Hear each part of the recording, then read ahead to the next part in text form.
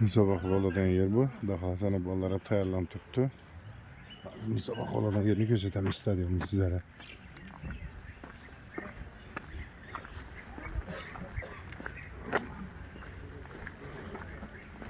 Velosiped, üyelik, böyle ki mesela.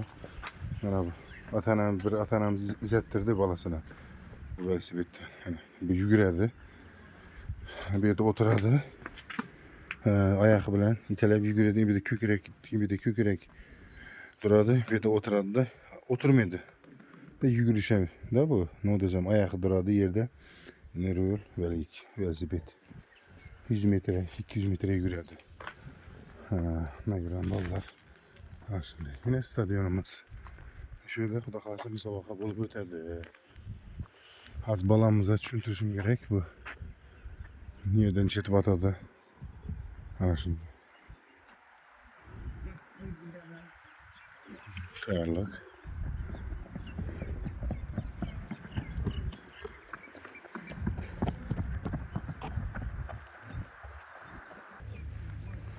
Atış meydancası çizilmekte lekin şurada. Şimdi mi Serdar? Serdar. Şurada atasan. Klapla. Klapla şurada atasan. Ya. Atış meydancası. Ana bir yadro atadan. Meydancası. Hani. Ne kadar? Hani öyle yadro atasan. Neyse atış. Cahil. Klap mi bir de atıladı yine. Bir yaktan bir yakara atıladı. Serdar. Ne gördün mü? Şurada atıladı. Abi şöyle gel batısan hayacanlanmayın. Huda kalasa. Huda kalasa birinci yorum bize ne mi? He? Güçünü gösteriver. Allah deyiz.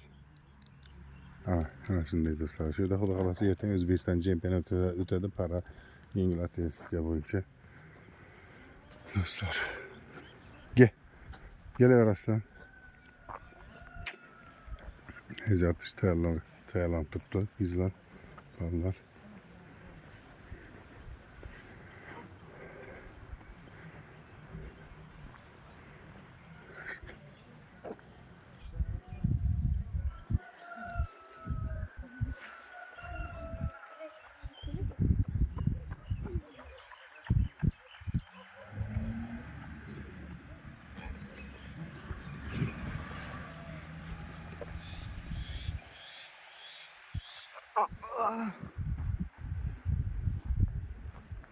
Güzel.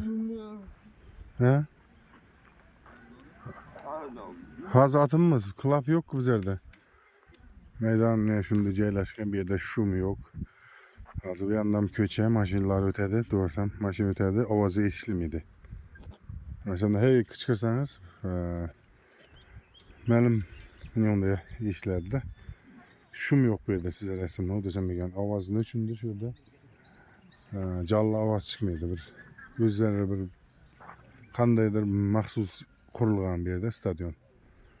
Bir yerde göz acızlar var. Yürgende mesela sekirgende şulara başka avazlar halakt vermedi. Fakat bir adam avazı mesela iştilerdi yani şimdi. O yüzden bir yaxşı yerde caylaşkan bu stadyon. Bizni kuzating, xudo xolasa sizlarga yaxshi musobaqalardan yo'l-yo'lakay bir tabiat chiroyli, mo'jizali O'zbekistonning chiroyli yerlarini ko'rsatamiz. Sog' bo'ling, like bosing, obuna bo'ling. Bizlarni ham qo'llab-quvvatlang, xudo xolasa. Bizak sekin-sekin o'samiz deymi? Obuna bo'ling do'stlar.